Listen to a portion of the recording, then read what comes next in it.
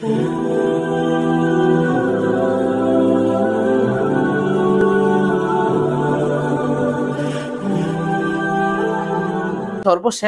ভাইয়ের কাছে একটু জানতে চাইবো, মানে আমাদের যে কোর্সগুলো বর্তমান হচ্ছে এলএম শিখার জেনারেল থেকে, বা যারা ছোটবেলায় এলএম শিখে না, একটু বয়স হয়ে গেছে এখন, এদের জন্য এই মাহফিলে যে যে ওইটাও একটা স্পিড তৈরি করে।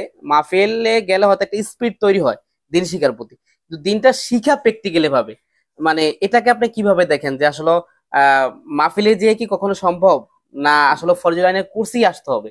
এটা আপনি কিভাবে দেখেন, ইনশাআল্লাহ তাআলা বলবেন। সেটা হচ্ছে যে আসলে বর্তমান মাহফিলগুলোতে যে বিষয়গুলো আসে সেটা আসলে ওই মানে তাওহীদ শিরিক যে মৌলিক যে বিষয়গুলো সেগুলা ওই অনেকটা কি আলোচনাতে এতটা আসে না।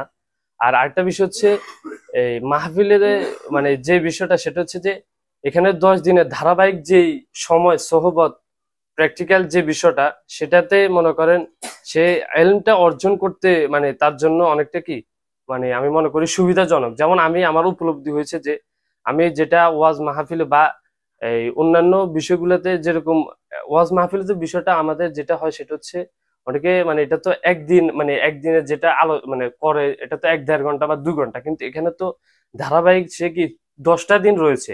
তো সে সেখানে তার মন মতো যে বিষয়গুলো বুঝলো না, শিখতে পারলো, প্রশ্ন করতে পারলো, তখন ওস্তাদ যার কাছে শিখতেছে সে কি তাকে পুরোপূর্ণ বুঝিয়ে দিতে পারলো। কিন্তু ওয়াজ মাহফিলে সে একটা জিনিস না বুঝলে তো মানে ওই জায়গাতে প্রশ্ন করার সুযোগ থাকছে না।